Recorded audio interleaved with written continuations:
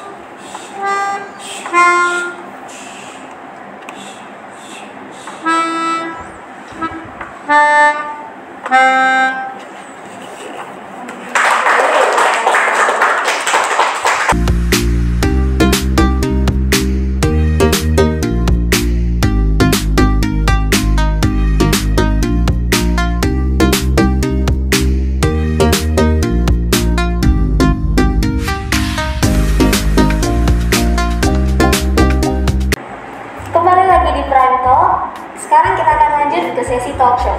Tapi sebelum kita lanjut, aku ingin ingatkan lagi untuk like, subscribe, komen, dan share video. Oke, sekarang kita langsung ke talk show ya. Pertanyaan pertama aku berikan ke Mami Sashi dan Mami Anthony dulu. Kalau boleh dijelaskan, kebutuhan khusus apa sih yang ada pada Sashi dan Anthony? Kalau untuk anak saya, Sashi, dia hear loss, kehilangan pendengarannya dari kecil. Itu aja sih. Kalau Anthony gimana? Kalau untuk Anthony sih awalnya speech delay sebetulnya kata menurut dokter. Tapi tambah besar ya lebih kelihatan bermasalah gitu kan ya. Jadi mengarahnya ke ADHD gitu Anthony. Sejak kapan sih Mami tahu kebutuhan khusus tersebut? Kalau Sashi dari kecil udah kelihatan sih, dari sebelum umur setahun dia udah kelihatan. Karena saya sebelumnya kan Sashi ada kakak yang sudah lebih besar, jadi dia ini lebih ketahuan belum bisa bisa bicaranya, belum bisa berjalannya. Jadi dari situ udah kelihatan. Itu aja sih. Kalau yang tadi Anthony itu dari mulai umur 3 tahun. Jadi waktu itu 3 tahun kebetulan Anthony ada sekolah yang kan ada sekolah yang seminggu 2 kali ya di sekolah ya. Nah konsultasi dengan kebetulan ada psikolog di sekolah itu dan dia kasih tahu kalau kayaknya harus terapi karena memang untuk seumur Anthony ada perbedaan dengan anak sebayanya gitu. Jadi ya mulai 3 tahun sih ketahuannya. 3 tahun ya. 3 tahun. Saat Mami mengetahui kebutuhan khusus tersebut, reaksi Mami gimana sih? Sedih pasti karena dia dibilang dari dokter dia nggak bisa mendengar sama sekali dan harus dioperasi. Ya itu bikin saya shock sih sebenarnya. Terus keluarga kita juga sama, mereka susah terima pertamanya karena berpikir itu nggak bisa diobatin, dan saya bilang itu bisa diobatin dan bisa dioperasi. Akhirnya kita operasi. Sekarang Sasi harus pakai alat bantu dengar setiap memang harus dipakai dan itu seumur hidup dia pakai. Bingung sih ya pasti karena kan Anthony ini kan anak paling kecil, jadi Anthony punya 2 kakak yang secara ininya umumnya nggak ada masalah. Jadi begitu ada masalah kayak gini, aduh mesti belajar banyak nih tante gitu kan karena kan nggak punya pengalaman sama sekali untuk gimana treat anak berkebutuhan khusus itu sih awalnya. Berarti bingung ya awalnya. Mesti gimana nih gitu. Benar-benar. Kalau saat Mami memberitahu keluarga lain, gimana reaksi mereka? Mama saya sih terutama yang paling sedih karena bingung juga mesti gimana, karena cuma dari keluarga hanya Sasi yang kayak gini. Terus setelah saya jelaskan, mereka akhirnya terima dan mengikuti cara saya treatmentnya Sasi gimana, karena sebelumnya Sasi sekolah di sekolah kebutuhan khusus juga, tapi hanya untuk yang memakai alat bantu dengar. Jadi di sana treatmentnya beda sih dengan sini. Dia harus belajar dan mendengar, tidak boleh baca bahasa isyarat, itu aja. Kalau dari keluarga sih ya maksudnya kondisinya udah memang harus kita terima. Terus ya, kita mesti cari bagaimana sih untuk menanganinya secepat mungkin. Akhirnya ya itu kita cari tempat terapi segala macam gitu supaya prosesnya nggak terlambat, kan semakin terlambat semakin susah sebenarnya gitu kan. Itu aja sih. Mengetahui tentang bahwa kebutuhan khusus Sasi dan Anthony, kenapa sih memilih sekolah global mandiri? Kalau saya karena di sini ada sekolah khusus yang untuk berkebutuhan khusus, dan sebelumnya saya sudah berbicara dengan Mr. Nixon, diskusi dengan Mr. Nixon, dia sangat membantu saya untuk meyakinkan Sasi untuk sekolah di sini kan, dan ada guru pendamping. Dari Sasi masuk, dari awal kelas 3 awal dia masuk di sini, dia dipegang dengan Miss Mia. Jadi sampai sekarang pun juga saya percayakan dengan Miss Mia. Menurut Mama, Anthony itu mulai masuk di global ini nursery. Jadi pada saat masuk itu kita sejalan antara sekolah sama terapi waktu itu di luar. Tapi udah berjalan waktu, kok kelihatannya nggak sejalan nih gitu, nggak sinkron antara apa yang di terapi dengan apa yang di sekolah. Akhirnya sama sih dengan Mama Sasi, jadi kita diskusi banyak nih soal Mr. Nixon waktu itu kan. Jadi akhirnya kita putusin stop terapi dan konsentrasi 100% di global mandiri. Sekarang aku pengen nanya ke Miss Novan, apa sih sebetulnya visi dan misi esensi level dalam hal menyelenggarakan pendidikan inklusif? Pada dasarnya pastinya sama ya, dan selaras dengan visi misinya sekolah global mandiri. Jadi sekolah global mandiri itu adalah sekolah yang mandiri, unggul, disiplin, dan bersaing punya daya saing global gitu lah ya. Nah, kaitannya dengan sekolah inklusi itu seperti apa? Tentunya kita menerima seluruh siswa apapun kondisinya gitu ya, tanpa membeda-bedakan mulai dari suku bangsa, ras, agama sampai apapun kondisinya gitu. Pastinya kita harus memberikan pendidikan yang layak untuk mereka gitu, untuk semua. Jadi tidak ada yang dibeda-bedakan, tidak ada murid yang tertinggal di belakang gitu. Jadi pasti yang memiliki sekolah global mandiri ini visinya seperti itu ke depannya gitu. Jadi pendidikan for all, untuk semuanya gitu. Nah, misinya sendiri untuk mewujudkannya seperti itu, apa nih yang harus dilakukan gitu kan? Yang harus dilakukan pastinya satu, memberikan pendidikan yang berkualitas gitu. Kurikulum yang adaptif, kemudian juga sarana prasarana yang memungkinkan untuk semua gitu. Untuk semuanya merasa nyaman bersekolah di global mandiri gitu. Kemudian pastinya tenaga pengajar juga yang berkualitas gitu, dan program-program yang dibuat oleh sekolah yang memang bisa mensupport untuk anak-anak tumbuh dan berkembang dengan baik di sekolah. Tadi kan Misalnya sempat bilang tentang program-program apa sih yang ada di SMC ya. Baik, jadi sebenarnya karena kita disebutnya sekolah inklusi gitu, jadi sekolah inklusi itu adalah sekolah yang memang menerima semua anak gitu dengan kondisi apapun. Jadi sebenarnya yang disebut dengan sekolah inklusi itu bukan hanya sekolah yang menerima anak dengan misalnya autism, karena kan awam seperti itu ya Mam ya gitu. Kalau berkebutuhan khusus nih hanya autism aja gitu, padahal enggak gitu.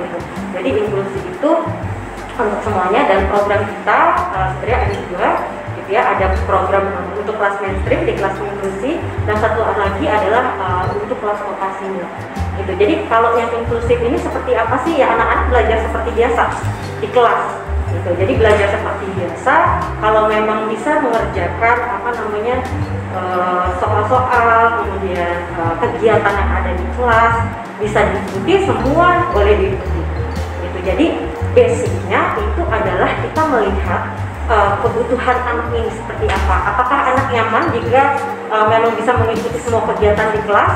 Itu jika memang bisa, kita akan push, kita akan dorong anak-anak memang untuk bisa ikut semua kegiatan gitu. Jadi tidak boleh dipisahkan atau dilarang gitu ya. Bahkan kalau misalnya bisa ikut, kita push untuk ikut. Tapi jika misalnya ternyata untuk mengikuti itu semua justru memberatkan anak, maka tentunya programnya akan kita buat lebih ringan lagi untuk anak-anak ini. Jadi harus lebih adaptif gitu.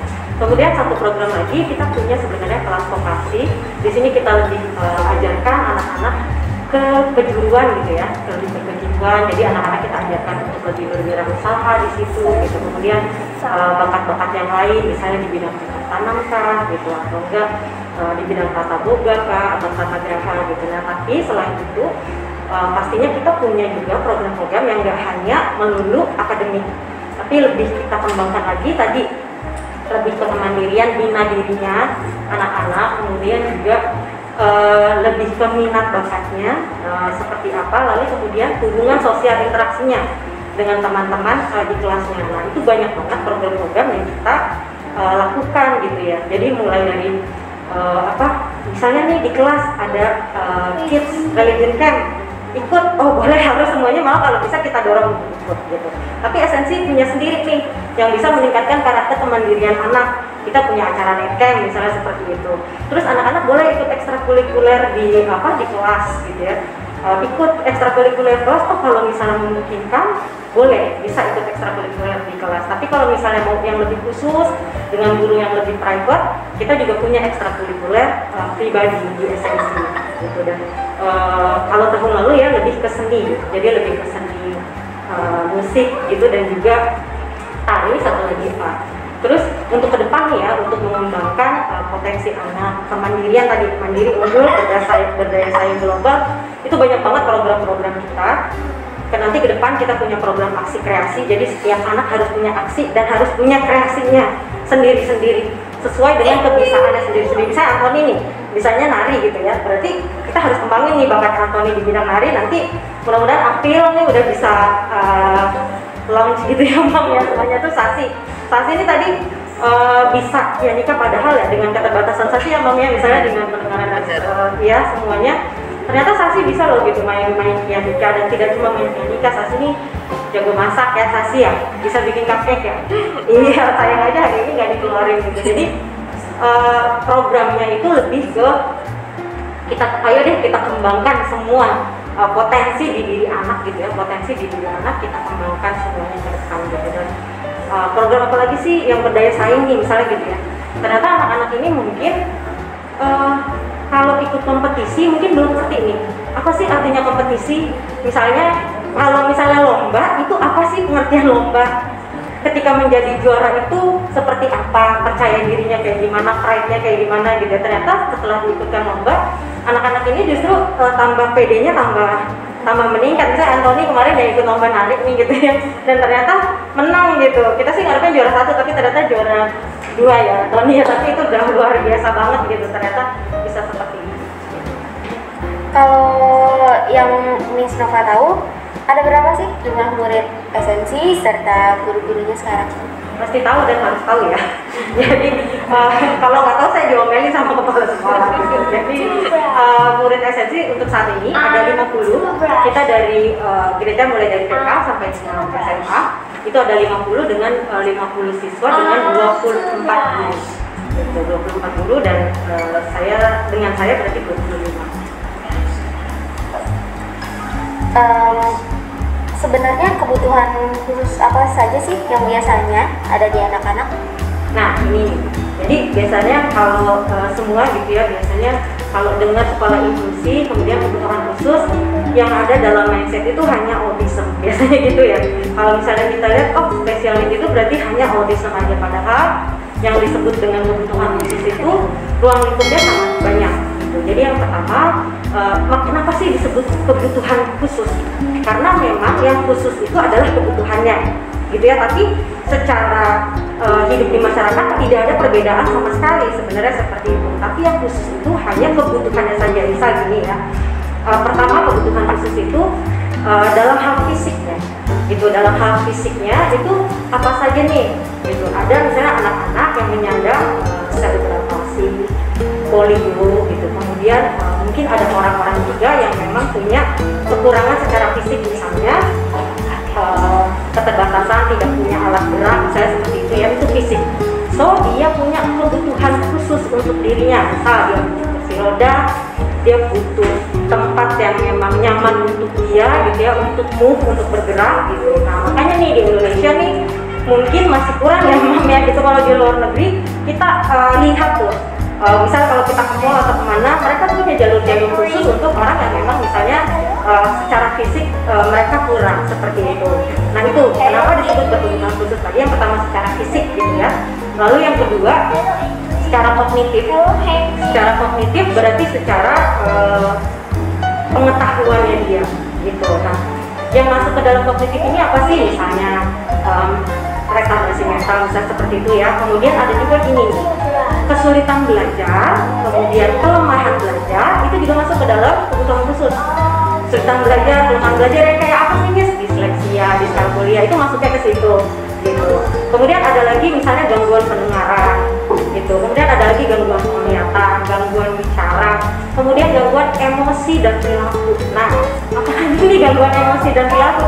Sebenarnya kalau misalnya dilihat secara biasa aja, ini kayaknya nggak apa-apa nih, anak nggak apa-apa gitu misalnya kayak gitu ya. Tapi ternyata dia punya masalah dengan emosi dan perilakunya kayak gitu. Oh ternyata ketika berteman dengan teman-temannya di kelas, dia sulit ya untuk mingle dengan teman-temannya gitu. Emang ada hal-hal yang harus di-treat secara khusus gitu. Kemudian tadi ada juga anak-anak misalnya dengan autism. Autism sendiri itu spektrumnya juga banyak gitu, luas gitu di dalam autism gitu. Ada Asperger, ada ADHD, ada PDD-NOS gitu kan. Nah, banyak banget kan ternyata gitu. Jadi semua satu-satu ini perlu penanganan yang memang berbeda-beda gitu, khusus. Itulah kenapa disebutnya berkebutuhan khusus, karena setiap orang punya keunikan dan memang harus diterima dengan khusus. Sekarang pertanyaannya untuk Sasi dan Anthony. Senang nggak sih sekolah di sini?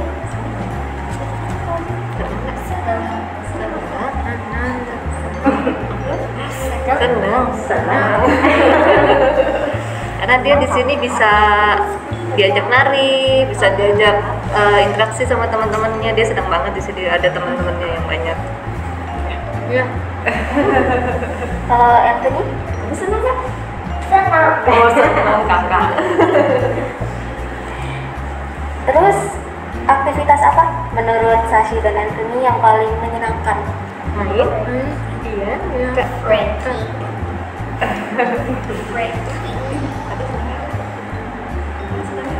Sekolah. Oh, sekolah. Sekolah. Ini aja senang sekolah. Berarti teman-teman juga senang sekolah. Terus harapan Mami Sashi dan Mami Anthony ke depan untuk anak-anak apa? Ya saya sih maunya anak saya sih bisa diterima nanti kalau dia sudah dewasa, terus dia juga bisa mandiri dalam segala hal. Untungnya sih di sini memang diajarkan ya dalam kehidupan sehari-hari, misalkan kayak dia menyapu, walaupun dianggapnya yang sebagai anak yang lain mungkin itu gampang gitu, tapi kan bagi anak saya susah. Tapi dia bisa bisa melakukan kayak gitu. Terus dia diajarkan juga memasak atau enggak berinteraksi dengan teman-temannya dengan cara menjadi kasir atau jualan. Nah itu dia bisa melakukan kayak gitu. Saya sih udah senang. Itu aja sih. Kalau harapan Mami Anthony? Kalau buat saya, semoga anak-anak ya kita semua ya pada umumnya lebih mandiri lah, bisa lebih mandiri. Karena kan tambah besar, maksudnya kehidupan masih panjang nih ya buat mereka, gitu kan. Maksudnya perjuangan juga masih panjang, jadi semoga mereka lebih mandiri. Dan di global ini kan semuanya pelan-pelan mereka sebenarnya diajarkan untuk mandiri anak-anak ini. Jadi mereka besar ya paling tidak memisahkan orang lain dari siapa gitu kan. Kalau harapan Miss Nova? Harapan saya pastinya semua anak-anak ini kedepannya berhasil menurut versinya masing-masing, ya Mam ya, berhasil menurut versinya masing-masing, dan mereka bisa memenuhi tadi sama sih, bisa memenuhi kebutuhannya sendiri itu, karena you never know ya Mam ya, ke depan mereka nanti akan hidup dengan siapa. Kita berharap mereka bisa hidup sendiri, at least mencukupi kebutuhannya sendiri. Kalau mereka mau makan, mereka bisa nih makan sendiri. Mereka mau pesan makanan bisa. Harus pesan minum itu gimana sih kalau token listrik habis gitu? Kalau di rumah nggak pakai token listrik ya Mam ya. Nanti kalau listrik habis nih pesennya kemana gitu? Kalau baju kotor harus diapain? Kalau misalnya nggak nyuci sendiri, oh harus ngelondrinya kemana ya? Mudah-mudahan ke depan anak-anak bisa seperti itu gitu. Terus kalau misalnya dia dalam kondisi bahaya, dia harus minta tolong ke siapa? Orang yang harus dia hubungi siapa? Kayak gitu kan? PR-nya nanti sebenarnya di setiap step-step kehidupan ini akan berbeda-beda ya Mam ya gitu. Jadi misalnya nih sampai lulus SD, kira-kira kemandirian Anthony harus punya ini apa? Nanti lulus SMP, Anthony dan Sasi harus bisa apa? Nanti lulus lulus SMA, Anthony dan Sasi dan semuanya harus bisa apa? Gitu. Jadi minimal mereka bisa memenuhi kebutuhannya sendiri dan berhasil menurut versinya masing-masing. Untuk sesi talk show hari ini sebenarnya itu saja sih pertanyaannya. Jadi terima kasih Mami dan Miss Nova telah menjawab pertanyaan-pertanyaan Indonesia.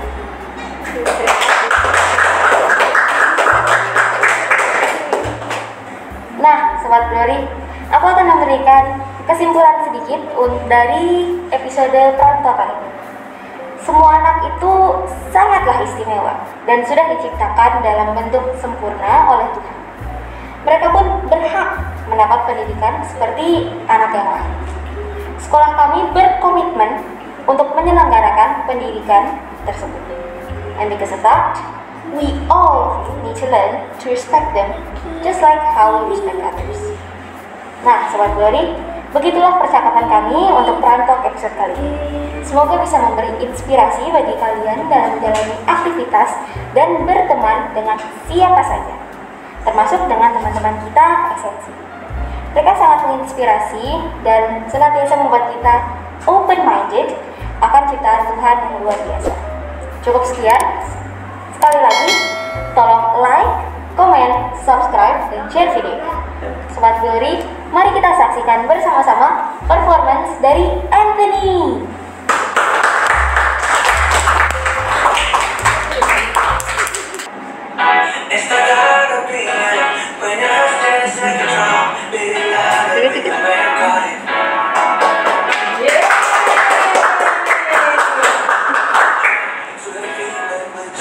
Start